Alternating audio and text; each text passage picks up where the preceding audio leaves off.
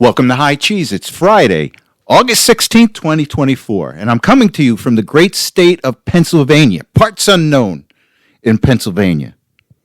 And let's just get right into this. And I got to talk to you more about polling.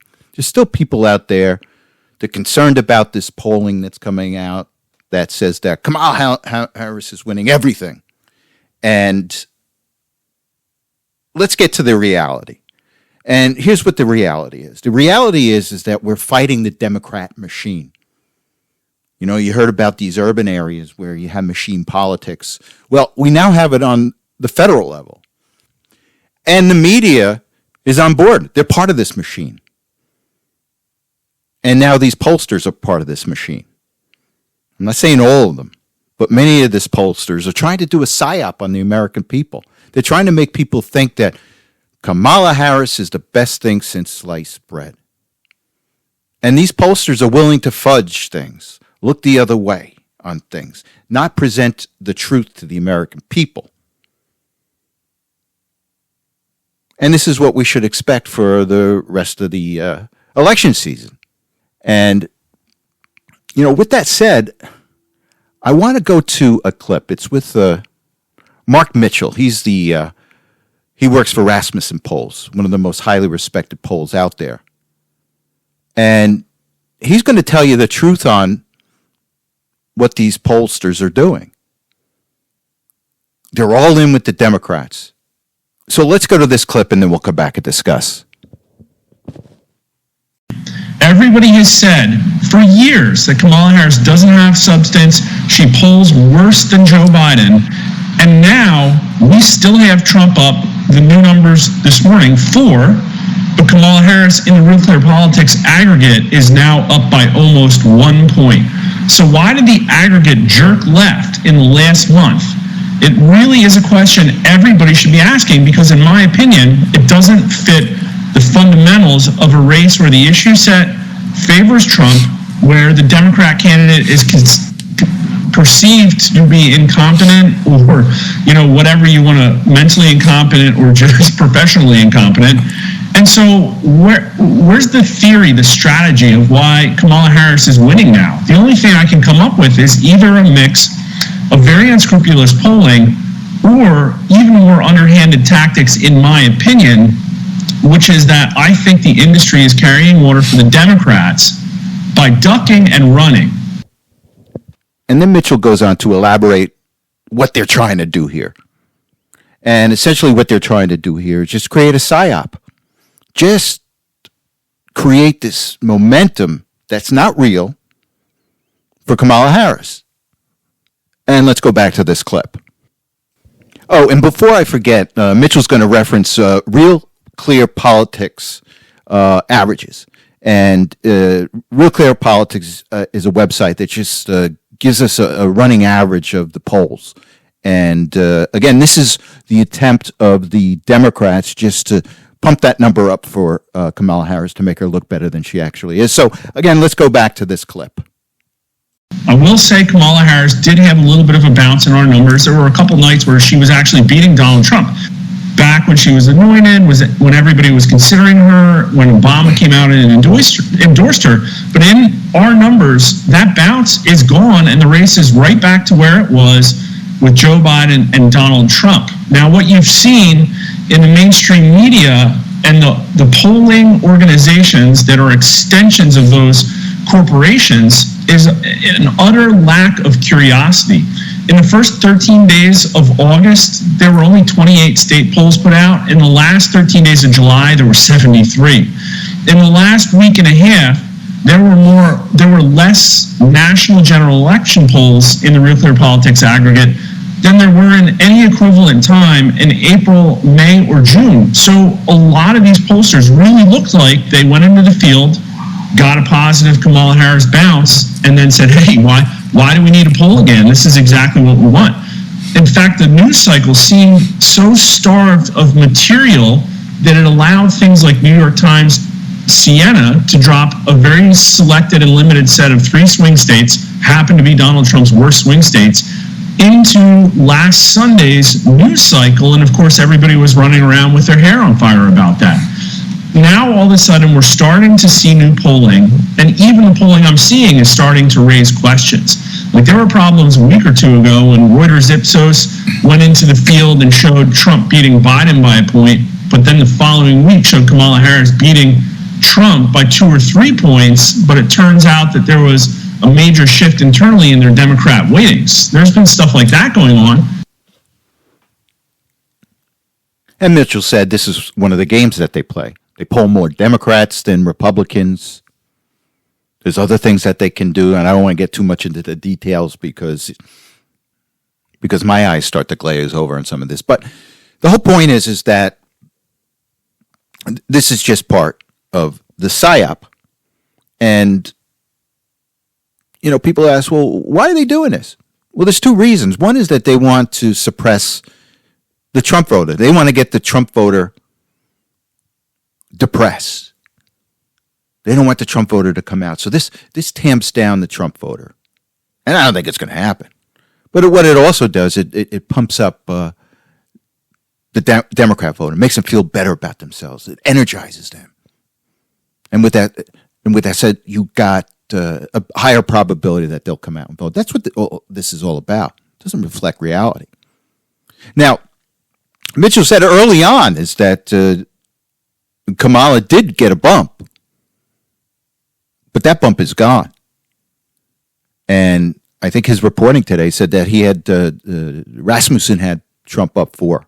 And isn't it funny that in the mainstream media, you never hear about the CNBC report that says Trump is winning. You never see anything about the Rasmussen report that says Trump is winning. It's all about these other polls they want to talk about. It's all about the psyop. Keep on using that word too much, but that's what this is. And one thing in particular, I want to go back to Mitchell on this, and he talks about this Cook poll. And this Cook poll, and I've looked at it, it started 3 weeks before they released it. And essentially, that's a stale poll. And then I looked at the number of people they interviewed, and each of these states that they had in there, some of the swing states, and they only polled 400 people. And you really can't get a good finger on the pulse of a state when you're only polling 400 people. But that's what they did. And then they got the number that they want, sat on it for a couple of weeks, because during that time period that they polled, Harris was doing better. So let's go back to Mitchell, and he's talking about the Cook poll.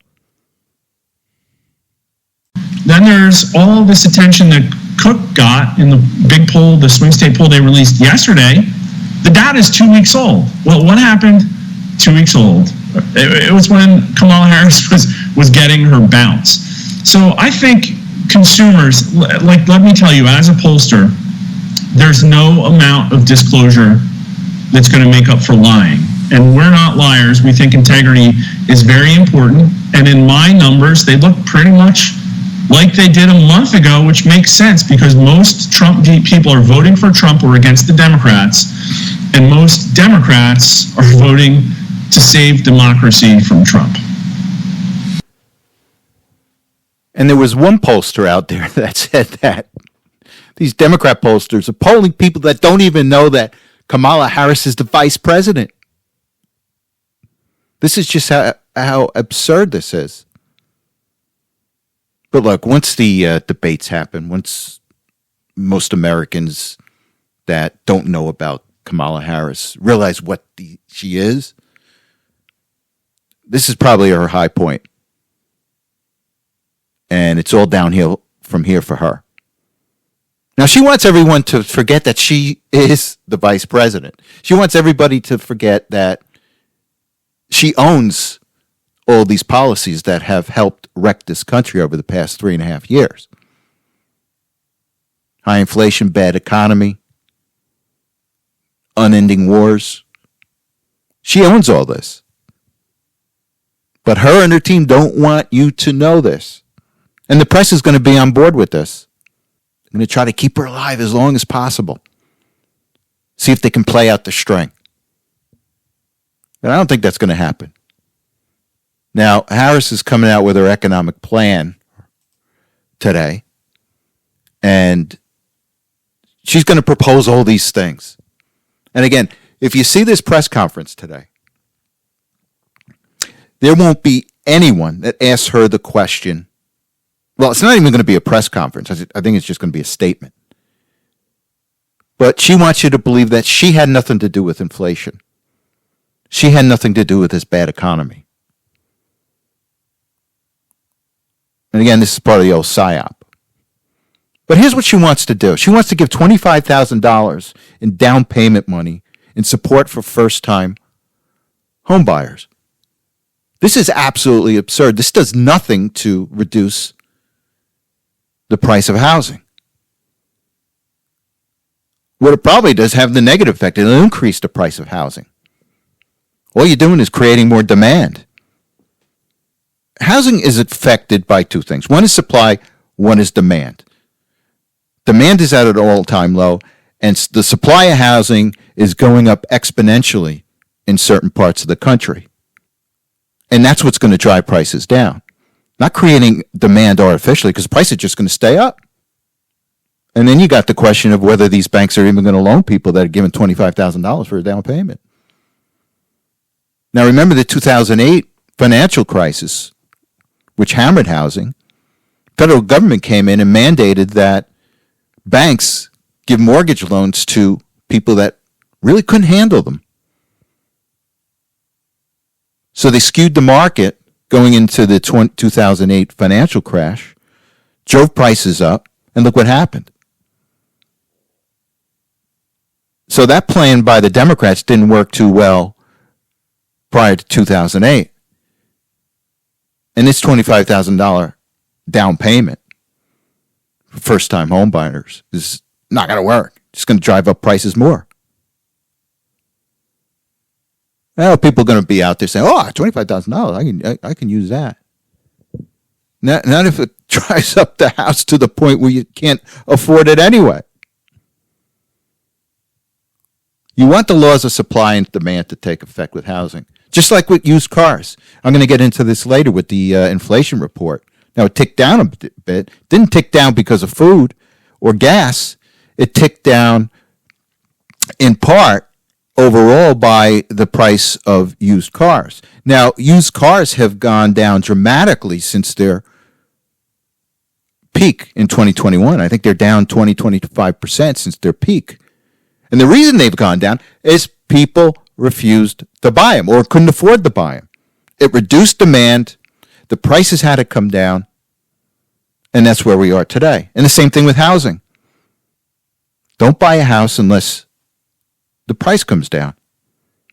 And I just don't understand why these, people are forcing themselves when they don't have to into buying these overpriced homes at high rates. When you think about it, it's a huge purchase. So you're buying an asset at an overinflated price. You have to leverage yourself through a mortgage. And you're also paying interest on that. So it just increases your costs exponentially by buying overpriced homes. And the only answer is don't buy them. If you have to rent, rent. And the funny thing is that she caused all this. But this is a typical Democrat plan. Create the problem and then offer half-baked solutions to the people. In many cases, it has helped keep them in power. But eventually everything collapses. Now, the other thing I find also very interesting is what they want to do. They want to go after your local grocer for price gouging. And they want to send the Department of Justice after your local grocer. And listen, they're just scapegoating these grocers and these food producers for their own problems. And they don't have a basic understanding of economics. You know what causes the problems with food? The high cost of gas, higher interest rates by their spending. And this is what's caused food inflation. but they want to point the finger at the grocers. Imagine if you're in ShopRite, you're walking in ShopRite one day, and you've got an FBI raid going on. You're in the aisle trying to buy oatmeal or something, and you see all these federal agents come in. Where's the manager? You're under arrest. This is just how absurd they are. This is not going to work. And it's just going to add to housing prices, and it's going to add to food inflation. So we shall see. So let's take a look at these inflation numbers that came out this week. And the CPI report came out this week, and it ticked down a bit. And like I said before, it ticked down because of items like used cars have been dramatically going lower. And you can't eat a car, though. Everything that we need to live every day has gone up dramatically. And remember, overall, since the Biden-Harris administration took over, inflation is up about 19%. So let's take a look at the inflation figures. Eggs up 19.1% year over year. Hot dogs up 9.7%. Bacon up 8.5%. Roast beef up 7.5%. Pork chops 7.3%. Butter up 6.1%. Beans and lentils up 6%. Baby food formula up 4.6%. Oranges up 3.7%. Sugar and sugar substitutes up 3.7%. Chicken up 3.1%. Bread up 3%. Motor vehicle insurance up 18.6%. Cigarettes up 8.5%. Pet service up 6.6%. And they want you to believe that this is a good thing. And it's not.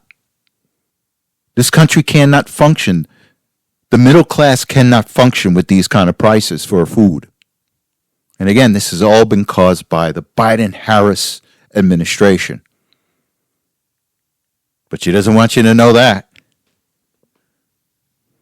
And it's gotten to the point where now CNBC is trying to promote where items have gone down year over year. So they're now making an extra effort to try to tell the American people that, well, so there's some things that have gone down.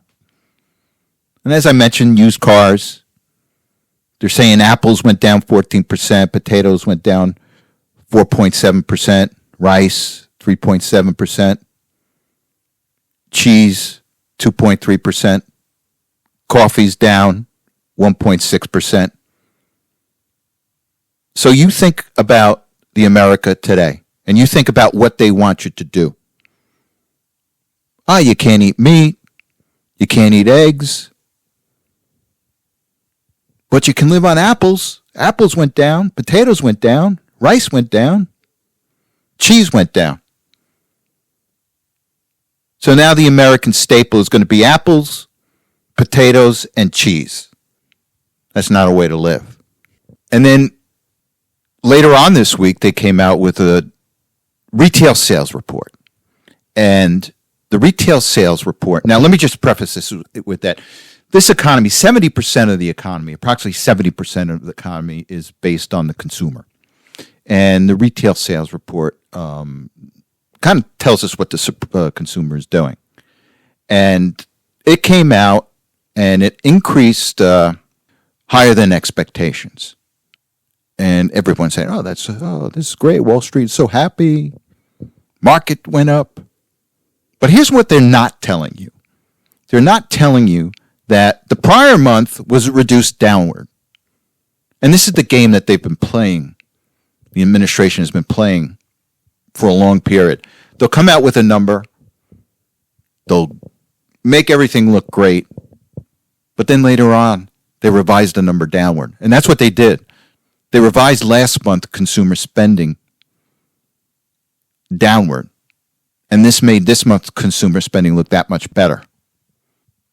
And it's funny, I watch Bloomberg. And one of the talking heads there. Her last name's Abramowitz. And she brings up some valid criticisms of these reports. And a lot of this consumer spending is being driven by people that make a lot of money, the extremely wealthy, and so on. And she made a point out there. She goes, well, what we're seeing here is that this is a bifurcated economy. You've got extremely wealthy people driving consumer spending, and everyone else, they're struggling. And I thought the response by everybody around the table, they didn't respond to it because they don't care. They're perfectly happy with an economy where everything is driven by the extremely wealthy at the expense of the middle class. They're okay with that. And these are all the people that are aligned with the Democrats. So we shall see. And one thing I want to talk about, and this is more of an inside game, and if there's any political insiders listening, I hear all these people talking about, Donald Trump shouldn't do the personal attacks on Kamala Harris. And he's come out, he says she's not bright, she's not a good person. And I think he's doing the right thing on this. And I'll tell you why. Because the cornerstone of the Harris campaign is not to have you believe anything about her. She had nothing to do with the border. She had nothing to do with the economy. She's probably going to try to fool people and say, I was never vice president. And it all has to do with credibility. And if Donald Trump can start chipping away at her credibility, she can't try to lie to the American people because Donald Trump has all the issues. He's got the border, he's got the economy, he's got inflation, he's got the non-ending wars. These are all winning issues. And Kamala is going to try to lie about them. So if Donald Trump is trying to soften her up right now, and some people say, don't do it. Well, down the road, it's going to stick with some people. And they're going to see her as nothing more than a misleader, a liar. And there was a press conference yesterday at Bedminster, and I want to play a little bit of it because Donald Trump is hitting on all the points, and all these points are very simple. People can relate to them. But I'll tell you, here's what the media is going to try to spin this as we go along. Donald Trump has become boring. He's talking about the same old things because they don't want Donald Trump to talk about it. And the issues are quite simple. Kamala's going to try to convolute everything. The media is going to try to convolute everything. But this campaign is simple. And Donald Trump likes to riff. And they're going to try to make it all about Donald Trump. Oh, look. He's getting older. He called somebody by a different name. And that's part of the spin. Donald Trump is older. Kamala Harris isn't. Kamala Harris is the new hope. Donald Trump is not the new hope. And that's what they're trying to make the American people believe. Meanwhile, Kamala's got so much baggage. They won't be able to pull this off. And they're going to try to spin this. Donald Trump is too old. Let's do a cognitive test. And if I'm Donald Trump, I would say, yeah, I'll do a cognitive test. But I want Kamala to do an IQ test. That would be my suggestion to him. So I want to play a clip from Trump's press conference yesterday. So let's go to the clip and then we'll come back and discuss. You add it all up, it's thousands and thousands of dollars that she and he have cost people. The cost of a typical monthly mortgage has doubled, which really kills the American dream for young people. Young people are being devastated by what they've done to our country. Grocery prices have skyrocketed. Cereals are up 26%. Bread is up 24%. Butter is up 37%. Baby formula is up 30%, flour is up 38%, and eggs are up 46%, and many items are up at much higher rates than that. Now Kamala is reportedly proposing communist price controls. She wants price controls. And if they worked, I'd go along with it too, but they don't work. They actually have the exact opposite impact and effect. But it leads to food shortages, rationing, hunger, dramatically more inflation. Their Inflation Reduction Act, by the way, was a disaster. It's what caused the inflation. Their Inflation Reduction Act was a con job. They actually admitted that it wasn't really for inflation that they did it. They don't know why they did it, but... And if you notice, Trump's numbers are a little different than mine. My numbers are year over year, and Trump's numbers are since the Biden administration took over. But this is all that Trump has to do for the next 3 months. Just constantly pound at this. Let him riff on the other stuff, and that's what keeps him entertaining. Now, you think about it. Is there any other politician out there that could do this? He's got 4 or 5 simple issues that he's got to keep addressing every day. And Donald Trump's the only politician that can make this interesting, that can make this entertaining, that keeps people watching. And they hate this. And they don't want Donald Trump to be Trump. So we shall see. Okay, the last thing I want to talk about is the president of Columbia University finally resigned. And I'm going to go to an article from the New York Post here. The headline says, Embattled Columbia president Manoush Shafik resigns due to a period of turmoil after anti-Israel student protests. It says here, Embattled Columbia University president Manoush Shafik suddenly resigned on Wednesday and is escaping back to her home country after leading the elite institution for less than a year that was marked by constant and sometimes destructive anti-Israel protests. Shafik announced that she would be stepping down from the Ivy League in a letter to the student body and blamed the period of turmoil for her shocking departure. This period has taken a considerable toll on my family, as it has for others in our community, she wrote. I am making this announcement now so that new leadership can be in place before the new term begins. Now, our country of origin that you're returning to is England, and I have a suggestion for Columbia. Please put somebody in place that does not have a political agenda, that wants to teach students instead of indoctrinating them. And with that said, you have a good week. Thank you for listening, and I will talk to you next Saturday.